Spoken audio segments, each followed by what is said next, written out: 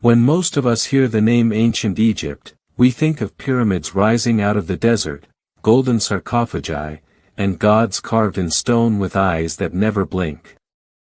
We imagine a civilization of beauty, wisdom, and mystery, a people who mastered engineering, medicine, and art long before much of the world had even learned to write. But beneath this glory, behind the shimmering facade of temples and monuments, lay a shadowed world. A world where sex was not merely private but divine, political, and at times, deeply unsettling. To the ancient Egyptians, sexuality was the language of the gods, a force as powerful as the Nile itself. It created life, ensured fertility, and bound rulers to the heavens. Yet it also gave rise to practices that, through modern eyes, seem shocking, even horrific. In this story, we are not looking at the Egypt of postcards and museum exhibits. We are stepping into the hidden side of their culture, where incest bound dynasties, where myths told of gods violating one another, where rumors spoke of embalmers and corpses, and where sexual power determined not just family honor but the very stability of the kingdom. Why was sexuality so important in Egypt? To understand, we must remember that this was a land where life itself depended on cycles, of the sun, of the river, of birth and death. The Nile's flooding each year was not just an environmental event, it was a spiritual rebirth, the land's very act of lovemaking with the heavens. Fertility was survival.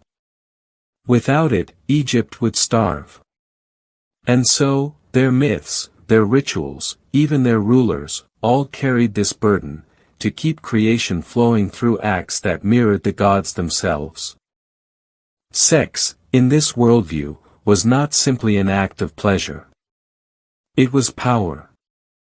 When the god Adam created the universe, he did so not with a hammer or clay but with his own seed, through an act of masturbation that was retold for centuries in temple rituals. When pharaohs married their sisters or even their daughters, they were not committing taboo but following the example of Isis and Osiris, the divine siblings whose union gave life to the world. But such sacredness came at a cost. What began as divine symbolism often slid into human cruelty, where women had no choice, where slaves and servants became tools of pleasure, where myths of gods raping or overpowering one another reflected darker human realities. To worship fertility was one thing, to exploit it was another. Much of what we know today comes from fragments, papyrus scrolls, carvings, and the accounts of foreign visitors. Some of these outsiders, like the Greek historian Herodotus, may have exaggerated, turning Egyptian practices into lurid tales to scandalize audiences back home. Others reveal truths Egyptians themselves might never have admitted openly. The result is a blurred line between history and rumor, between ritual and reality. Yet in that blur, we find a picture of a civilization both magnificent and disturbing, glorious and grotesque. This documentary will take you into that world. We will walk the corridors of royal palaces, where incestuous marriages held dynasties together while slowly destroying their heirs. We will step into temple rituals where sexuality was used to summon fertility for the entire land. We will read myths where gods used sex as a weapon of domination and humiliation.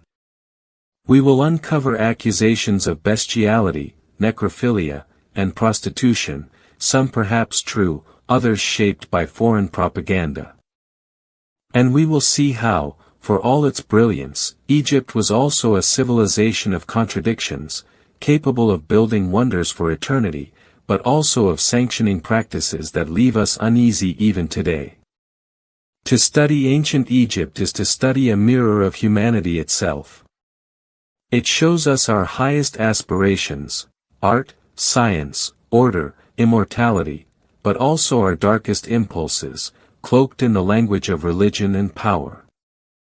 The sands of the Nile have preserved their monuments for thousands of years. But they have also buried secrets, secrets we are about to unearth. This is not just the Egypt of pyramids and gods. This is the Egypt of shadows, where sexuality and horror walked hand in hand, and where the divine could be as disturbing as it was beautiful. Imagine being born into a palace of gold, where the walls gleam with painted gods and servants bow at your every step.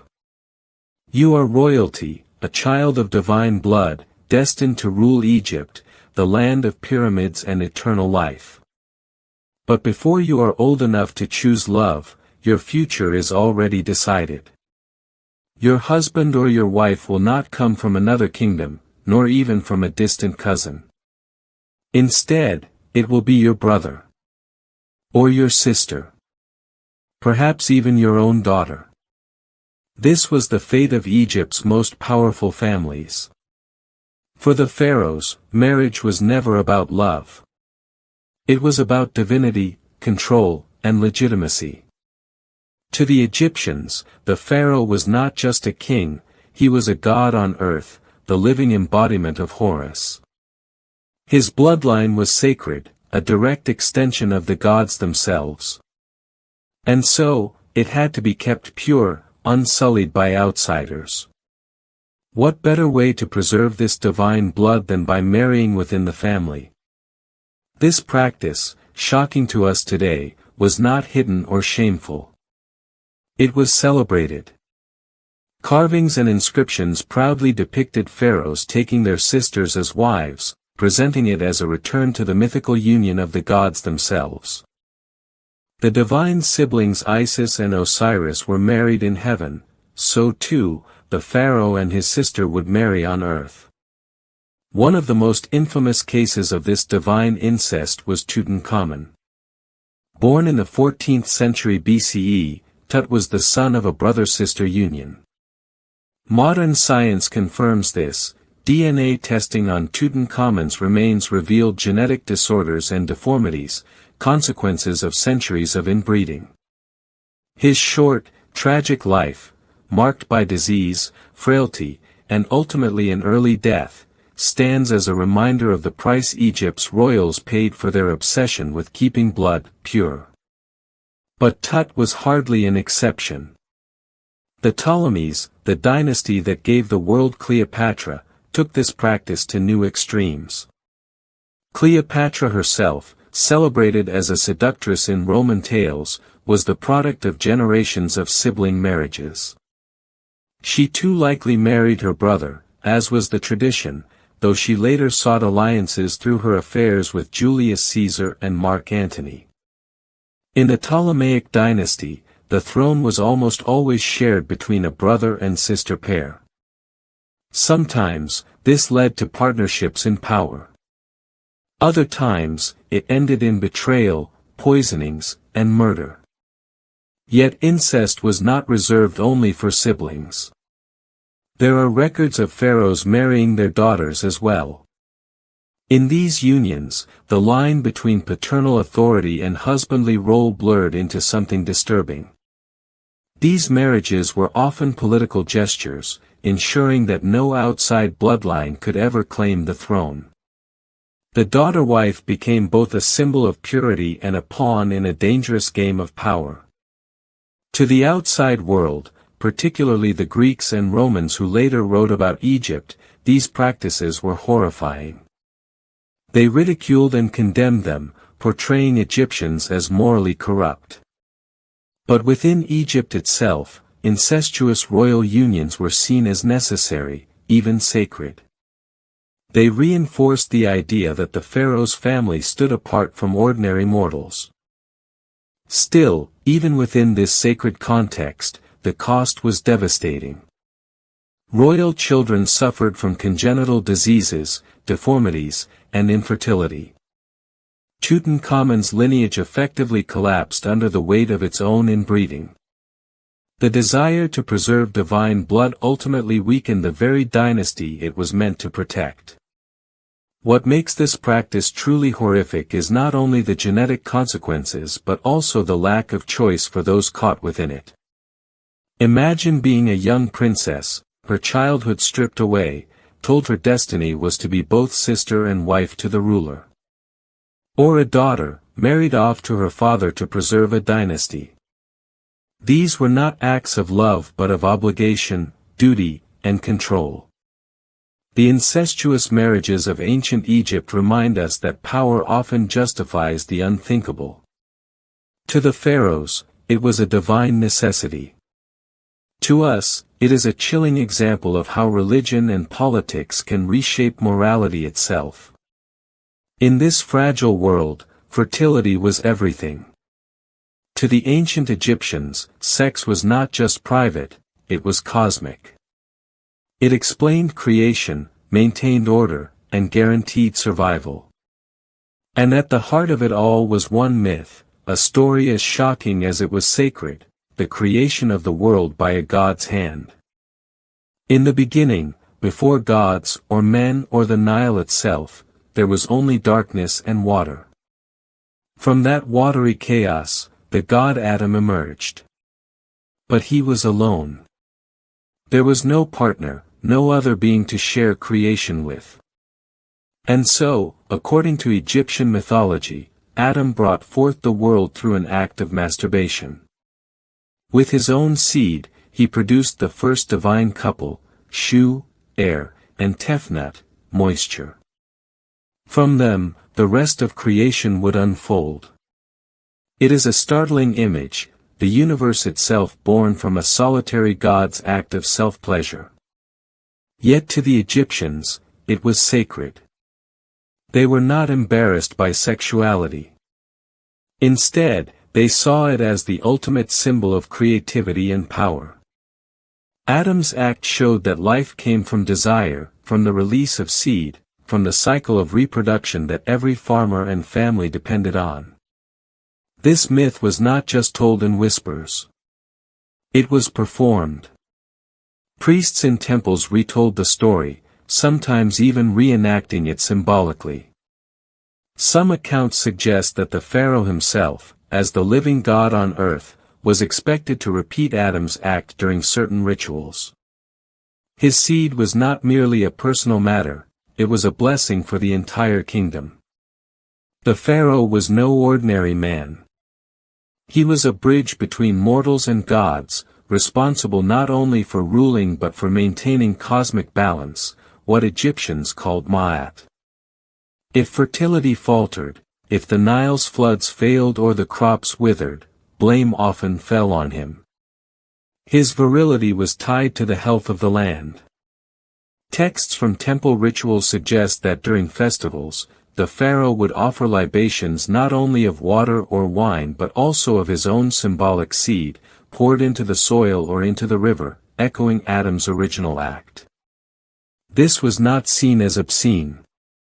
It was an act of divine duty, binding sexuality to agriculture, ensuring the fields would grow and Egypt would thrive. To us, the image of a king masturbating as part of a state ritual is shocking. But to them, it was logical. Just as the farmer sowed seed into the soil, so too must the king sow seed into the earth of Egypt. The land was his partner, the Nile, his lover. Through him, the cosmic marriage was renewed. The Egyptians did not keep all fertility rituals confined to the temples. Some spilled into the streets, becoming public festivals where sexuality was openly celebrated. One of the most striking was the Festival of Min, a god associated with fertility, potency, and male virility. Statues of Min show him with an exaggerated erect phallus, a clear symbol of life-giving power. During his festival, the pharaoh would present offerings, raise Min's image, and take part in rituals that celebrated sexuality as sacred. Crowds cheered, music blared, and priests honored the generative power of the male body. Some records even suggest that orgiastic celebrations occurred during harvest festivals, moments when the line between ritual and pleasure blurred. These acts, however shocking to modern eyes, were framed not as sin but as a way of ensuring abundance. The land and the people were bound together in cycles of sowing, fertility, and renewal. To understand these rituals, we must remember the mindset of a farming society. Every stalk of wheat, every cluster of dates, every grape pressed into wine depended on fertility. Crops grew when the land was impregnated by the floods of the Nile. The people's survival depended on the same cycle of seed and soil that defined human reproduction. Thus, reenacting sexual acts was not lewdness, it was worship. A farmer scattering seeds in his field might see himself mirroring the Pharaoh scattering his seed into the land. Both were acts of creation, ensuring that life continued, that families were fed, that Egypt endured. This blending of sexuality and survival explains why Egyptian myths, festivals, and rituals were filled with explicit imagery. They saw no contradiction between the sacred and the sexual. For them, sex was not a dirty secret. It was life itself. Yet, beneath this sacred view, there was a darker side. These rituals reinforced the power of the Pharaoh, elevating his sexuality as divine while ordinary men and women were mere participants or spectators. Women, too, often had no agency in these ceremonies, their bodies used symbolically as vessels of fertility, their consent irrelevant in the shadow of divine order. And while the myths celebrated creation, they also opened the door to disturbing practices. If the gods could create the world through masturbation, if a sister could marry her brother to mimic Isis and Osiris, then what boundaries could truly hold firm in a society that linked sexuality so directly with divine necessity? The fertility rituals of Egypt show us a civilization both beautiful and unsettling. They remind us that sex was not always private, not always personal. Sometimes, it was national. Sometimes, it was divine. And sometimes, it was forced into the hands of rulers whose seed was said to keep the very universe alive. In every civilization, myths explain what history cannot. They tell us where we came from, why the world is as it is, and how the forces of nature are ordered.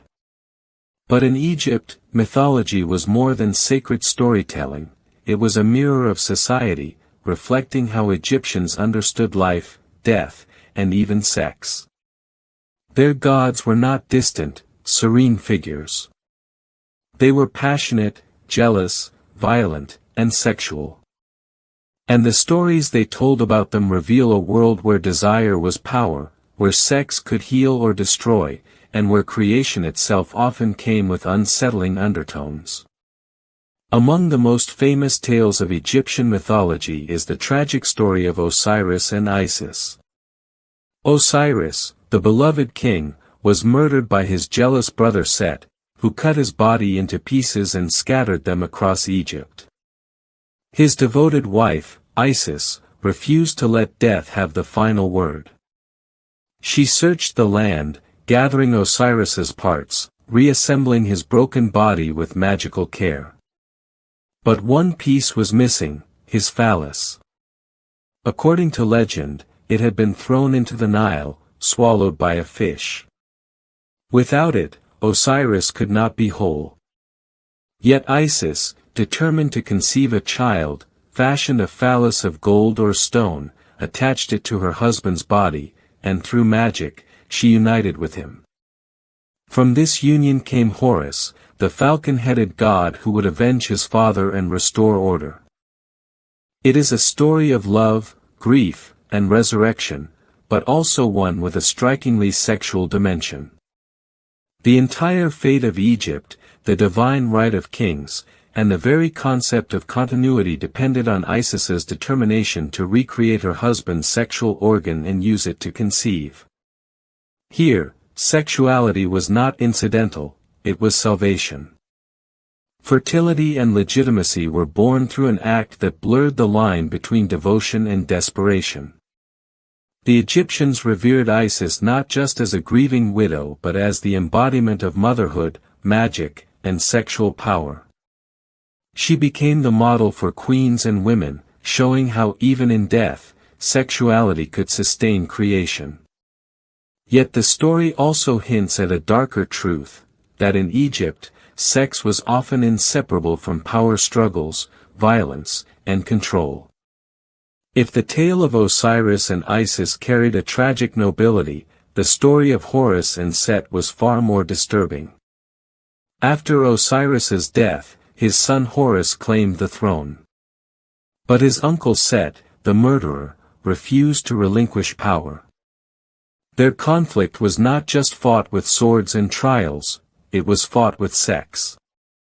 One version of the myth describes how Set tried to prove dominance by sexually assaulting Horus. In the Egyptian worldview, such an act was not about desire but humiliation. To penetrate another male was to assert superiority, to reduce the victim to a lesser, submissive role. For Set, sex was a political weapon. If he could violate Horus, he could claim authority over him. But Horus was clever. When Set tried to force himself upon him, Horus caught Set's semen in his hands and threw it into the river. Later, Horus tricked Set into eating his own seed, smeared onto food, and then presented the gods with evidence. When the semen was called forth, Set's seed answered from the river, while Horus's answered from Set himself. Humiliated, Set was declared the loser. Horus was recognized as the rightful heir of Osiris. To us, this myth is shocking, a tale of attempted rape, of sexual humiliation, and even of bodily trickery. But to the Egyptians, it was a lesson in power. Sex here was not an act of love but of dominance, and victory was claimed not through violence alone but through cunning control of sexuality. This story reveals an uncomfortable truth about Egyptian views: sex could be sacred, yes, but it could also be weaponized. The gods themselves engaged in acts of coercion and humiliation, and these myths shaped how people thought about power struggles in the mortal world. Egyptian mythology is filled with other unsettling tales where sexuality played a central role. Geb and Nut, the earth and the sky, were locked in a passionate embrace that had to be forcibly separated by their children to allow the world to exist. Creation itself, in this myth, began with a violent separation of lovers. In some stories, gods transformed into animals during sexual acts, blurring the line between divine fertility and bestiality. Even the sun god Ra was said to be threatened with sexual humiliation, his enemies seeking to use desire and violation as tools of control. Picture yourself walking into an embalmer's workshop in ancient Thebes. The room is dim, the air heavy with the sharp scent of resin, natron, and incense. A body lies stretched on a stone table, the lifeless form of a once beautiful woman, prepared to be transformed into a mummy. Around her, embalmers move silently, their hands practiced, their tools precise. But now imagine a whisper, a rumor that before the process begins, some of these men could not resist the temptation of flesh that no longer breathed. This was one of the most shocking accusations ever leveled against ancient Egypt, that embalmers sometimes engaged in sexual acts with the corpses of women before decay set in. Herodotus' shocking account. The source of this claim comes from the Greek historian Herodotus, writing in the 5th century BCE. Known as the father of history, Herodotus traveled widely, gathering stories about foreign lands. In his writings on Egypt, he admired their customs but also included tales that scandalized his readers. Among them was the story that when a beautiful woman died, her family would delay bringing her body to the embalmers until decomposition had begun. Why? To prevent the workers from violating her corpse. Herodotus's words painted a disturbing picture, one that has haunted Egypt's reputation for millennia. To his Greek audience, already fascinated and horrified by Egypt's strange gods and rituals, this story confirmed a belief that the land of the Nile was both wondrous and corrupt. But was it true? To answer that, we must consider Herodotus himself. While he collected stories from locals, he was also prone to exaggeration. His audience expected entertainment as much as truth. By including such lurid tales, he made Egypt seem exotic, decadent, and dangerous. The Greeks and later the Romans often criticized Egypt through sexual scandal. To them, a culture where gods married their sisters, where rituals involved public sexuality, and where fertility was openly celebrated seemed immoral. Accusations of necrophilia fit neatly into this image, reinforcing the idea that Egyptians were unlike other peoples, mysterious, strange, and in some cases, monstrous. It is very possible that Herodotus reported a rumor, magnifying it into a cultural truth. Yet rumors do not appear from nowhere. Sometimes they point to isolated incidents, exaggerated until they stain the reputation of an entire society.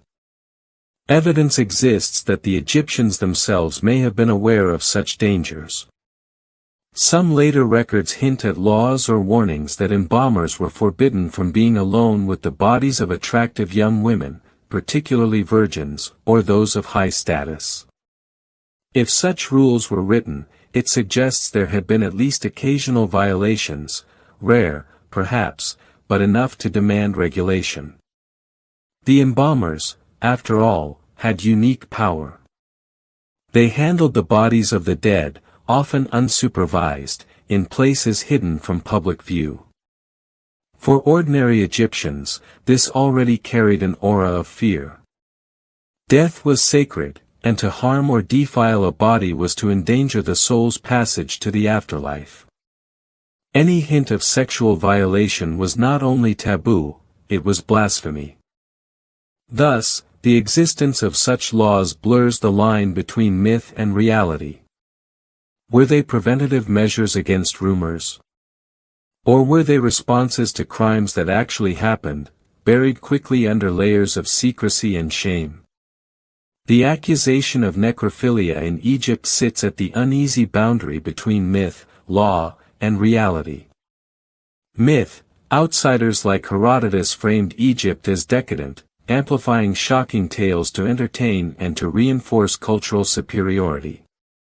To the Greeks, such stories marked Egypt as morally other, a land where boundaries between sacred and profane were constantly crossed. Law, Egyptian restrictions, if genuine, suggest awareness of the potential for abuse. Whether they were written to prevent temptation or to cover up past scandals, they reveal that even Egyptians considered this possibility too dangerous to ignore. Reality, we cannot know how often, if ever, necrophilia actually occurred. What we can say is that the fear of it was real, real enough for families to delay burial, real enough for historians to record, real enough for laws to address.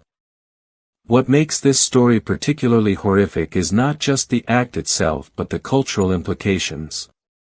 In Egypt, the body was everything. It was not a shell to be discarded but a vessel for eternity. The elaborate process of mummification was meant to preserve identity, dignity, and divine connection. To violate that body was to destroy the person's chance at eternal life.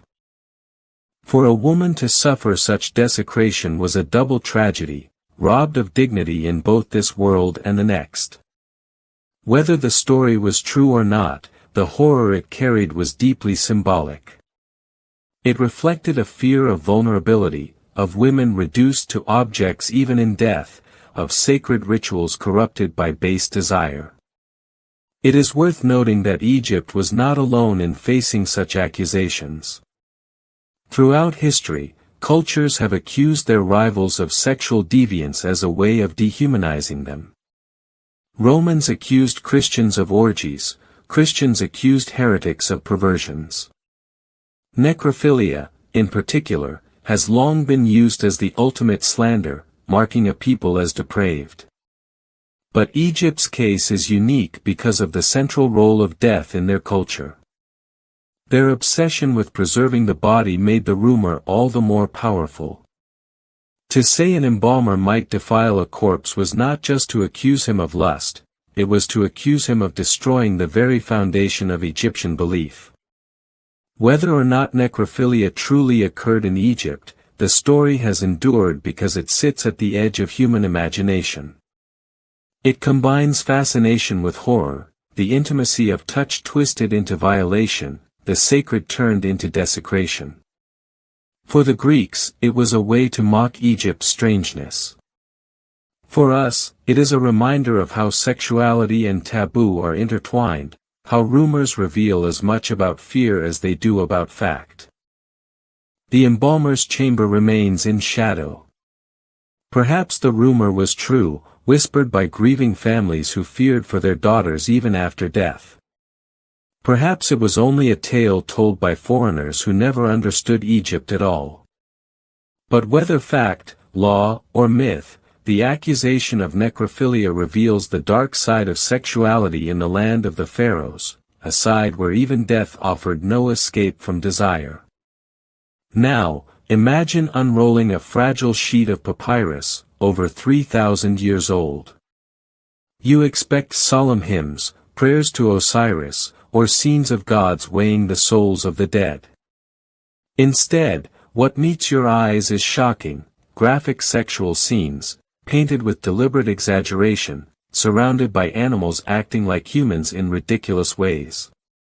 This is the Turin Erotic Papyrus, the most infamous and explicit artwork to survive from ancient Egypt. Preserved today in the Museo Egizio in Turin, Italy, this papyrus is unlike anything else from the ancient world. At once erotic, satirical, and grotesque, it reveals a side of Egypt that is rarely discussed, their willingness to laugh at sex, power, and even exploitation. The papyrus, dating roughly to the Ramesside period, around 1150 BCE, is divided into two sections. The first part depicts animals dressed as people, donkeys, lions, and monkeys engaged in absurd, human-like activities. These scenes clearly poke fun at human behavior, using animals to exaggerate foolishness and vice. But it is the second section that has secured the papyrus its scandalous reputation. Here, in vivid detail, are images of men and women engaged in various sexual acts. Some scenes are surprisingly tender, but many are exaggerated to the point of grotesque comedy, men with oversized genitals, women in provocative poses, acts that push at the boundaries of consent. Unlike the elegant, idealized art of tombs and temples, these drawings are messy, mocking, and raw. To scholars and viewers alike, it is clear, this was never intended as sacred art. It was a joke. A satire. And perhaps, a warning. But who would make such a thing? One possibility is that it was the work of a scribal apprentice, testing his skill not on hymns or contracts, but on forbidden parody. In ancient Egypt, scribes were the intellectual elite, trained not only in writing but also in drawing. It is not hard to imagine a young man, frustrated with the rigid solemnity of his lessons, deciding to mock both authority and sexuality in a single stroke of ink. Another possibility is that this papyrus was deliberately commissioned as a private entertainment piece. Just as the Greeks and Romans later enjoyed bawdy plays and obscene graffiti, some Egyptians may have delighted in shock humor, the kind of laughter that comes precisely because it violates social norms. The Turin Papyrus could have been a party piece, passed around during drinking banquets where the wealthy indulged in wine, food, and music. In such an atmosphere, shocking images of absurd sex would not have been scandalous, they would have been hilarious. But the papyrus is not only funny. Some scenes, when studied carefully, appear darker. In several images, the women look passive, even reluctant, while the men are drawn with grotesquely exaggerated arousal. The imbalance of power is obvious. What some viewers may have found funny in antiquity can strike modern eyes as disturbing, a caricature of coercion dressed up as comedy. This raises uncomfortable questions. Was this papyrus merely a sexual joke? Or was it a form of satire aimed at Egypt's ruling class, mocking the excesses of power and lust? After all, the same society that built temples to divine order also tolerated corruption, exploitation, and abuse. Laughter, here, may have been a weapon as well as an escape. To understand the papyrus, we must place it in the broader context of Egyptian humor. Egyptians loved satire. In other texts, scribes wrote satirical letters, mocking their superiors, or produced animal fables that ridiculed human foolishness. The erotic papyrus may be part of that same tradition, laughter used to puncture pride, to remind people that beneath their dignity, they too were ridiculous. Sex was the perfect subject for such mockery. In temples, sexuality was sacred, tied to fertility and cosmic balance. But in private, it could be clumsy, lustful, and ridiculous. The papyrus magnifies this contrast, showing sex not as divine, but as messy, humorous, and sometimes cruel. It is also possible that the papyrus mocked foreigners. Some scholars suggest the exaggerated male figures represent outsiders, portrayed as crude and lust-driven, while Egyptian women are drawn as their targets. If so, the papyrus is both erotic comedy and nationalist satire, ridiculing enemies through obscene parody. What does this tell us about Egyptian sexuality? First, it reminds us that sex was not always sacred. Egyptians could laugh about it, exaggerate it, and treat it as a subject of parody. Just as we today use humor to diffuse taboo, they too enjoyed crossing the line between reverence and ridicule. Second, it suggests that Egyptians recognized the power dynamics of sex, and used comedy to both mask and expose them. The disturbing undertones of coercion in some scenes may have been part of the joke, but they also point to an awareness of exploitation, one that ordinary humor could not easily address. Third, it reveals that even in a culture obsessed with order, chaos had its place. The Turin Papyrus is pure disorder, animals acting like people, men reduced to lust, women caught between satire and objectification. In a society where cosmic balance, ma'at, was the ultimate value, this kind of art served as a safe way to explore its opposite, the absurd, the obscene, the chaotic. The Turin Erotic Papyrus remains shocking because it is so rare. Egyptian art usually presents an idealized world, men strong, women graceful, gods eternal. To suddenly encounter clumsy sex scenes drawn with humor and exaggeration is to glimpse a hidden side of Egyptian life, one where laughter and lust replaced dignity and order. For modern viewers, it is both hilarious and unsettling. Hilarious, because it proves that even the most ancient civilizations enjoyed dirty jokes. Unsettling, because it forces us to question what kind of laughter it provoked, harmless fun, or a cruel mockery of power and desire. In the end, the Turin Erotic Papyrus is more than pornography, more than satire. It is a window into how Egyptians confronted the contradictions of life, the sacred and the profane, the dignified and the absurd. It shows that even in a culture of gods and pharaohs, people laughed at the same things we do today, at sex, at power, at the ridiculousness of human behavior. Yet beneath the laughter lies a darker truth. Comedy, after all, often reveals what society cannot say openly. By exaggerating desire, coercion, and excess, the papyrus speaks to the anxieties hidden within Egyptian sexuality. It is both a parody and a confession, proof that even the oldest jokes can carry the weight of forbidden truth. The papyrus ends where it began, in laughter. But it leaves us uneasy. Was this simply Egypt's version of a bawdy cartoon, meant to amuse? Or was it a mirror held up to society, exposing the darker sides of desire through the disguise of humor?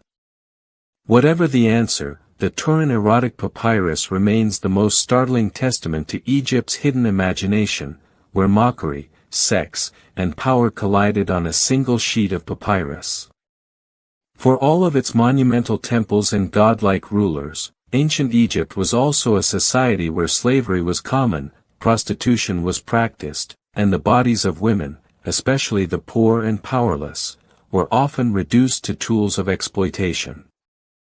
These practices were rarely written about in official inscriptions.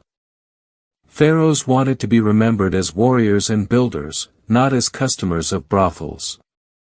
Priests recorded hymns to gods, not the cries of slave girls.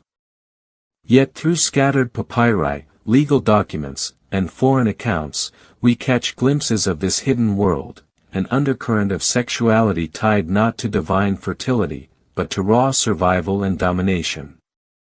Slavery in Egypt was not exactly like the chattel slavery of later centuries, but it was still brutal. Slaves were prisoners of war, debtors, or children born into servitude. They worked in fields, temples, and households, and for many, their labor included sexual service. Female slaves, especially those brought from Nubia, Libya, or Asia, were considered part of their master's property.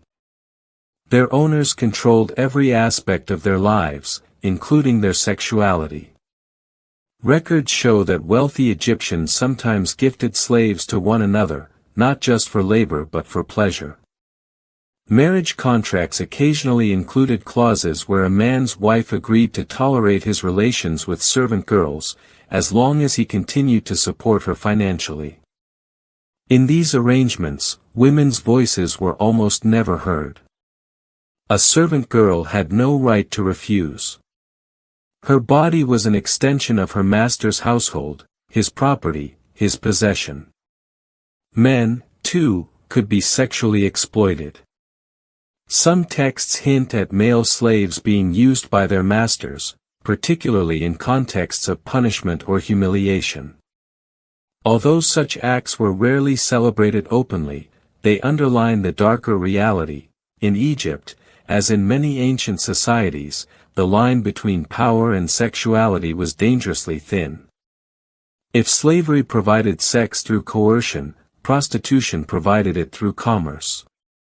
Ancient Egyptian records rarely used the word prostitute outright, but hints appear in legal papyri, poems, and later Greek writings. Cities like Thebes and Memphis, with their sprawling populations and influx of foreign traders, were centers of this hidden economy. Some prostitutes may have worked independently, others out of taverns or brothels. A fragmentary papyrus describes a woman who offered both beer and her body in exchange for payment, a reminder that taverns were often hubs of illicit activity. But prostitution was not always viewed as shameful. In fact, some poems and love songs use imagery of hired lovers without moral judgment, suggesting that sex work existed in a gray area between necessity, entertainment, and scandal. For many poor women, selling sex might have been the only way to survive in a society where wealth was tightly controlled by elites and landowners. One of the most controversial topics in Egyptian sexuality is the question of sacred prostitution. Herodotus, the Greek historian, claimed that in some cultures near Egypt, women were required to sleep with strangers in temples as offerings to the gods. But did this happen in Egypt itself? The evidence is unclear.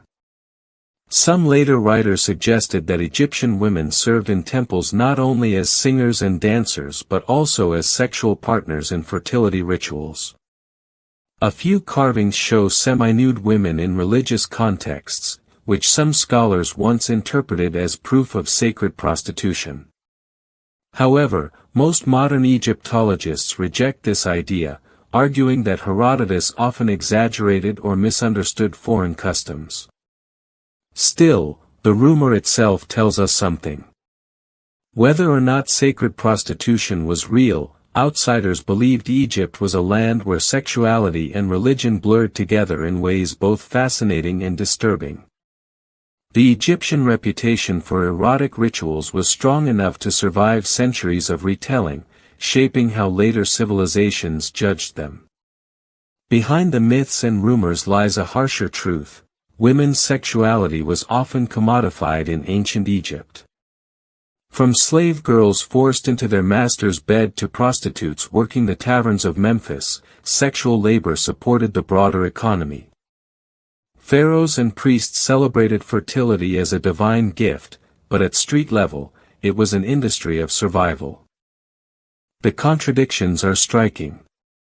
On one hand, Egyptian queens like Hatshepsut and Nefertari were worshipped as embodiments of divine femininity, their images immortalized in temples. On the other hand, nameless women, slaves, servants, prostitutes, were stripped of dignity, reduced to bodies for use and discard. Egypt, like many civilizations, could celebrate the sacred feminine while simultaneously exploiting flesh and blood women. These hidden sexual economies also had ripple effects. Prostitution brought money into taverns, supported households, and even influenced property laws. Inheritance documents occasionally reference children of uncertain parentage, hinting at relationships outside traditional marriage. And while official ideology promoted the image of loyal wives and stable households, the reality of Egypt's cities told another story, one of desire, desperation, and commerce. It is easy to be dazzled by Egypt's pyramids, temples, and treasures. But in the cracks of this grand civilization lived people who had no monuments built for them: the slave girl forced into her master's bed, the prostitute who traded her body for bread, the servant boy used in silence.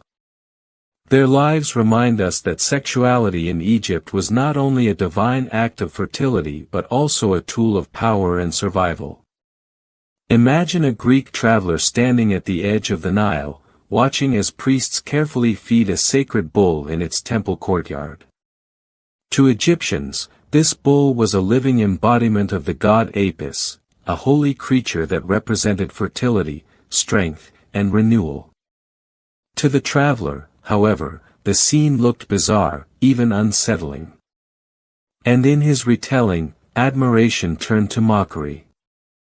Soon, whispers began: the Egyptians love their animals too much. Perhaps too much. Thus was born one of the most enduring, and scandalous, accusations against ancient Egypt, that its people engaged in bestiality. Greek and Roman writers repeated the charge, presenting Egyptians as strange, immoral, even monstrous. But was there any truth to it? Or was this simply propaganda, crafted by outsiders to discredit a rival civilization? The most vivid accusations came from outsiders, not Egyptians themselves.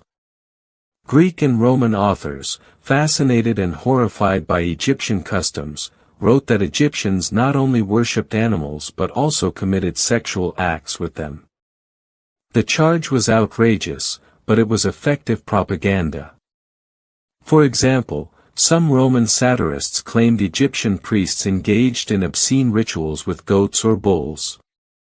Others suggested that Egyptian women coupled with sacred animals in ceremonies. These stories painted Egypt as a land of excess, where religion crossed into perversion. The implication was clear: how could a people who mated with beasts be trusted as moral or civilized?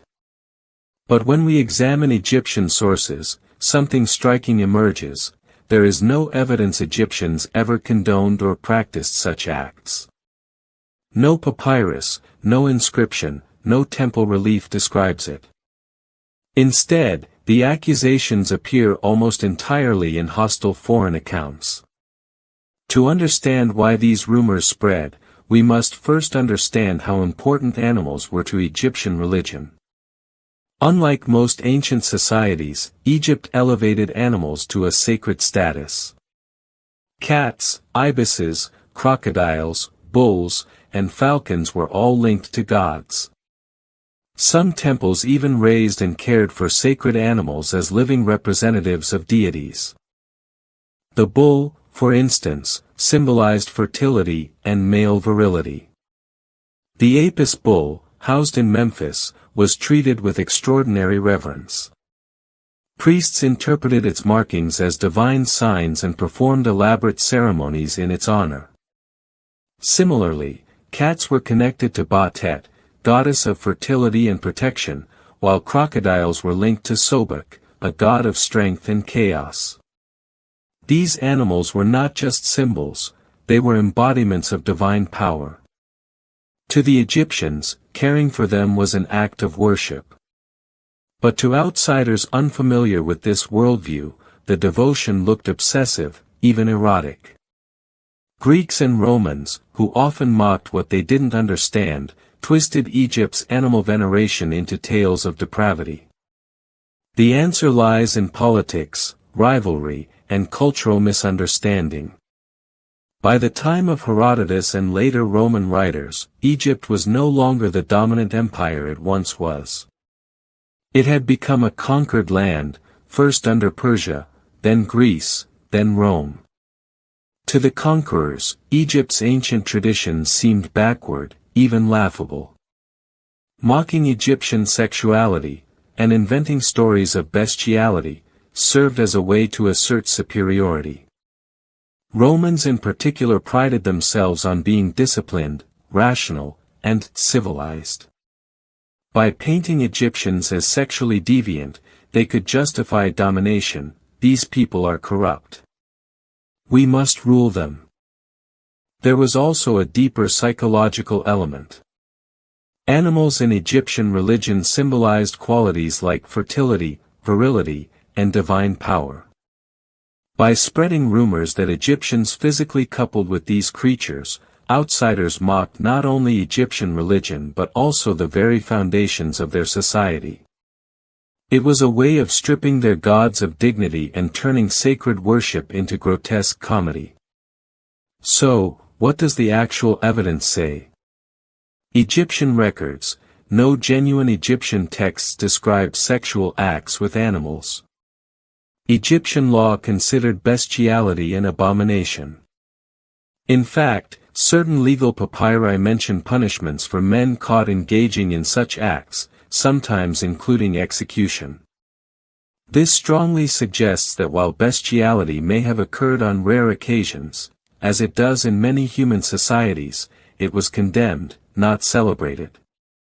Art and reliefs. Egyptian temple art is explicit about many aspects of sexuality, but not this one. Depictions of fertility gods, animals, and rituals exist, but none portray humans in sexual union with beasts. The silence is telling. Foreign accounts. Almost all accusations come from Greek and Roman writers, often in satirical or hostile works. Herodotus, for instance, while fascinated by Egyptian customs, exaggerated and sensationalized them. Later Roman satirists amplified the idea, turning it into an insult used in political discourse. The conclusion is clear: bestiality accusations were largely propaganda, rooted in misunderstanding and hostility rather than fact. Still, it's easy to see how the misunderstanding arose. Egyptian myths often involved gods with animal heads: Horus the falcon, Anubis the jackal, Hathor the cow. In religious art, animals and humans were closely intertwined. Fertility rituals sometimes included symbolic references to animals, such as bulls representing male potency or fish representing abundance. To Egyptians, these were symbols, metaphors of divine power. But to outsiders, especially those eager to ridicule, the imagery became literal. What Egyptians saw as a metaphor of creation, foreigners retold as tales of perversion. The smear was powerful. Even centuries later, early Christian writers repeated accusations of Egyptian depravity, using them as examples of pagan corruption. Egypt's association with animal worship became a shorthand for superstition and excess, while the rumors of bestiality reinforced the idea of a society too strange to be respected. Ironically, the very thing Egyptians were mocked for, their reverence for animals, was one of their greatest strengths. Unlike many ancient civilizations, Egypt recognized animals as vital to both the environment and spirituality. Their culture elevated creatures not as objects, but as companions of the divine. So, were Egyptians guilty of bestiality? The answer is almost certainly no, at least not in the ritualized, cultural sense that Greek and Roman writers suggested.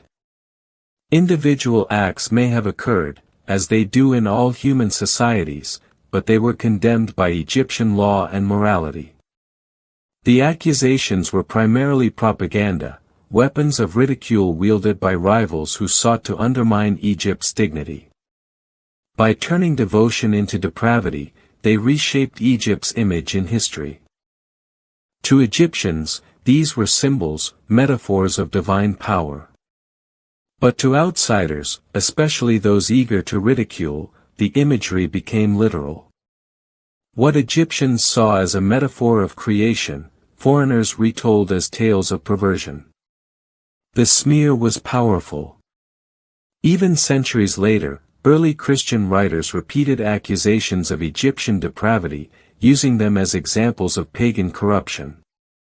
Egypt's association with animal worship became a shorthand for superstition and excess, while the rumors of bestiality reinforced the idea of a society too strange to be respected. Ironically, the very thing Egyptians were mocked for, their reverence for animals, was one of their greatest strengths. Unlike many ancient civilizations, Egypt recognized animals as vital to both the environment and spirituality. Their culture elevated creatures not as objects, but as companions of the divine. So, were Egyptians guilty of bestiality? The answer is almost certainly no, at least not in the ritualized, cultural sense that Greek and Roman writers suggested. Individual acts may have occurred, as they do in all human societies, but they were condemned by Egyptian law and morality. The accusations were primarily propaganda, weapons of ridicule wielded by rivals who sought to undermine Egypt's dignity. By turning devotion into depravity, they reshaped Egypt's image in history. And yet, these rumors leave us with an important reminder: history is often written by enemies, not friends. What survives is not always the truth, but the story most useful to those in power. Egypt's supposed sins were less about its own people, and more about the outsiders who sought to control them. In the end, the accusations of bestiality say more about Greece and Rome than they do about Egypt. They reveal how fear, rivalry, and cultural misunderstanding can turn reverence into ridicule. The Egyptians saw animals as sacred mirrors of divine power. Their rivals saw the same animals as proof of madness and moral corruption. What survives is a distorted echo, a reminder that sexuality, when filtered through propaganda, becomes a weapon as sharp as any sword. Power in ancient Egypt was never just about armies, palaces, or crowns. It was also about bodies. Sexuality, raw, primal, and symbolic, was a tool to dominate, to assert authority, and to send a message that extended beyond the bedroom. In a culture where myths and politics intertwined seamlessly, sex often carried a political weight heavier than a granite obelisk. To understand how the Egyptians viewed sexuality as an extension of power, we must revisit one of the most unsettling myths: the rivalry between Horus and Set. Set, The god of chaos attempted to humiliate Horus not by killing him, but by sexually dominating him.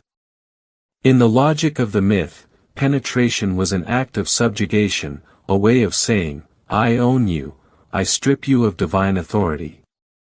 But Horus, clever and cunning, thwarted the attempt. Instead of being conquered, he reversed the act, tricking Set and proving his superiority. The myth wasn't just a strange divine drama. It carried a profound message. In Egyptian eyes, to be the penetrator was to wield dominance, while to be penetrated was to be reduced, feminized, and dishonored. Sex here was not about intimacy, but about hierarchy, who ruled and who bowed. The pharaoh, considered a living god, understood the symbolic language of sexuality better than anyone. His role wasn't confined to building temples or leading armies. He also embodied fertility, the ability to guarantee the prosperity of the land through his symbolic virility. In some rituals, the pharaoh was expected to reenact acts tied to creation myths, including symbolic masturbation or fertility ceremonies linked to the Nile's flooding. The imagery was clear: just as his seed could bring life to women, it could also bring abundance to the soil. Temples, art, and hymns often linked the ruler's potency with the well-being of Egypt. A weak or impotent king threatened more than succession, he jeopardized the balance of nature itself. To reinforce their dominance, rulers sometimes aligned themselves with myths of overpowering their enemies through sexual or symbolic conquest, whether depicted in inscriptions or celebrated in ritual.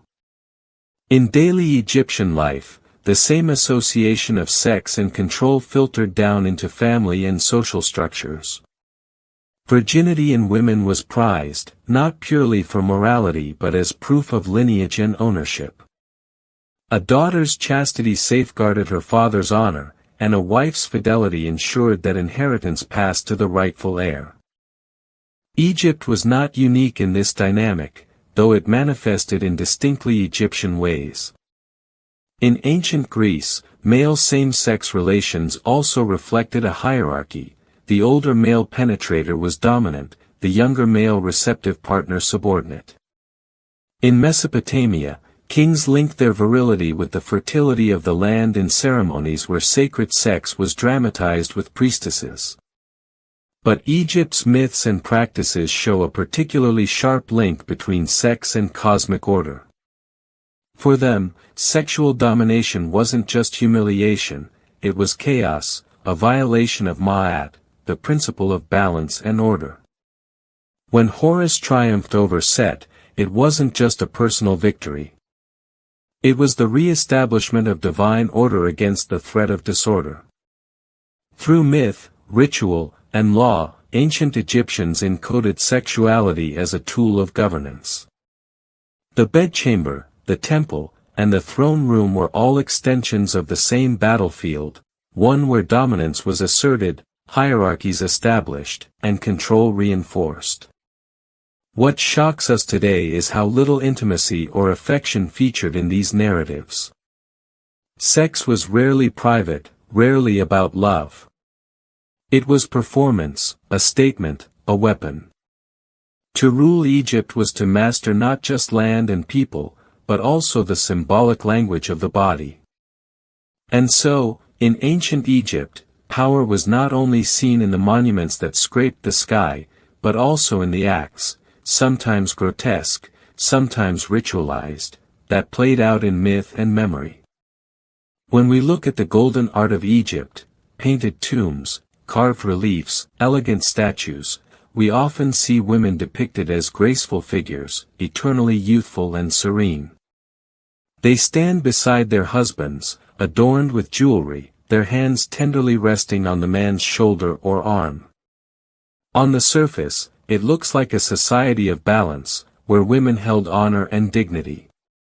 But beneath the polished limestone, the truth was more complicated.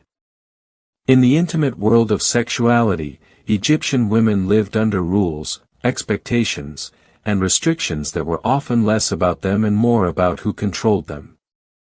Their bodies could be celebrated as divine, but also exploited as political tools, economic assets, or symbols of male dominance. Women in Egypt occupied a dual role in the sexual imagination of their society. On one hand, they were sacred vessels of life, tied to goddesses like Isis, Hathor, and Nut, who embodied fertility, nurturing, and cosmic order. Marriage and family were central to Egyptian life, and women were honored as the bearers of lineage, the guarantors of heirs, and the emotional centers of households. But this reverence was not the same as freedom. Sexuality was framed less around women's desires and more around their duties, daughters ensuring their father's honor, wives preserving legitimacy for their husbands, and concubines or slaves providing pleasure without question. Even language reveals this imbalance. While inscriptions praised women for beauty, grace, or motherhood, they rarely recorded female voices on sexual choice. Desire, when depicted, often flowed one way, toward men, or toward the gods. While Egypt did not leave behind sexual harassment reports, in the way modern societies do, glimpses of coercion and predation appear in texts and court records. Servants and slaves, both male and female, were particularly vulnerable. A nobleman, or even a household overseer, could exploit them with little consequence. Some ostraca, scraps of pottery used for notes, include warnings about men preying on women, or jokes that hint at harassment disguised as humor. In labor villages like Deir el-Medina, women sometimes lodged complaints against men who pursued them too aggressively, but the power imbalance was clear. Those who controlled resources often controlled women's bodies. Even marriage could blur into coercion. While many unions were loving, arranged marriages often prioritized family advantage over consent. A daughter's body became a currency to secure alliances or stabilize wealth. For elite women, this meant being strategically married into priesthoods or noble families. For lower-class women, it meant limited choice in partners, as economic survival weighed heavier than affection. Few things reveal this reality more starkly than the way women's fertility was politicized. Pharaohs needed heirs, not just for family pride, but to guarantee dynastic stability. Royal wives and concubines lived under enormous pressure to produce male children. In some cases, queens like Nefertiti or Hatshepsut could leverage their position to gain power, but most women were measured by the sons they bore. A barren queen risked being replaced or sidelined. A concubine who produced a son might suddenly find herself elevated in status. Beyond the palace, women's reproductive roles were tied to religion. The goddess Isis was celebrated for reassembling Osiris's body and conceiving Horus, becoming the archetype of divine motherhood. Yet in practice, this divine ideal meant real women were often expected to embody the same sacrificial devotion, loyal wives, fertile mothers, and silent keepers of legacy. And yet, Egyptian women were not entirely voiceless. Compared to other ancient societies, they enjoyed surprising legal rights.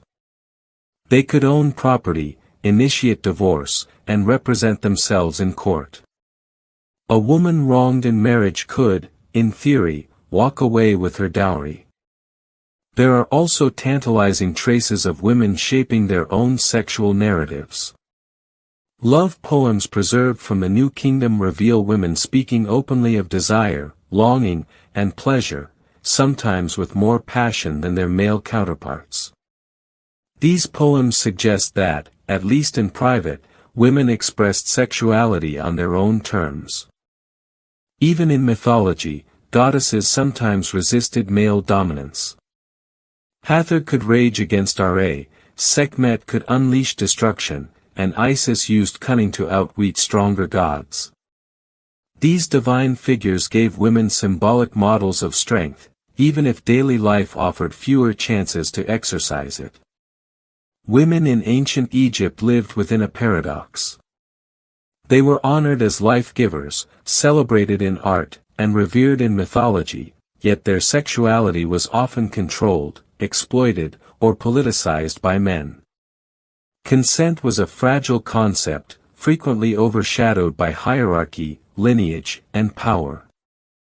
But to reduce them to victims alone would miss an important truth: Egyptian women also found ways to assert themselves. Through property rights, through poetry, through the quiet act of leaving a husband or managing a household on their own, they carved out pockets of autonomy. Their struggle reminds us that sexuality in Egypt was never just about pleasure. It was about control, sometimes resisted, sometimes endured, sometimes subverted.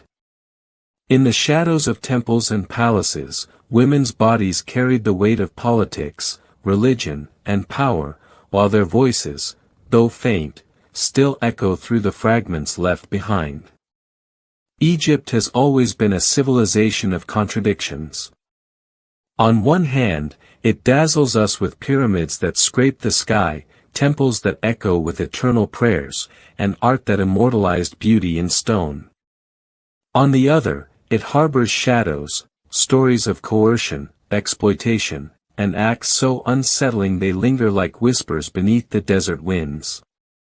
The Turin Erotic Papyrus, with its raw satire, reminds us that even the ancients laughed at sex while also exposing darker undertones of mockery and coercion. The lives of slaves and prostitutes show us how exploitation fed Egypt's economy, while accusations of bestiality reveal how outsiders weaponized propaganda to tarnish its image. From pharaohs wielding sexuality as political power, to women whose autonomy was too often buried beneath duty, we have glimpsed the tension between reverence and control. And yet, as disturbing as these stories are, they come wrapped in uncertainty. How much of what we know is fact, carved into tomb walls and preserved in papyri? How much is rumor, filtered through Greek and Roman lenses eager to demonize Egypt as strange, decadent, or immoral? The truth, as always, lies somewhere between. But it is in the tension between fact and propaganda that we learn the most, not just about Egypt, but about humanity itself. Every society wrestles with desire, power, and exploitation. Egypt, with its grandeur, could not escape this paradox. The same civilization that perfected mathematics, medicine, and monumental art also carried within it the capacity for cruelty, objectification, and secrecy. Perhaps that is the final lesson: civilization does not erase the shadows of human nature. It only conceals them beneath a more polished mask. The sands of Egypt covered both pyramids and secrets, secrets more disturbing than the tombs they buried. And as each grain shifts in the desert wind, those secrets whisper back to us, reminding us that behind every monument lies a darker story waiting to be uncovered.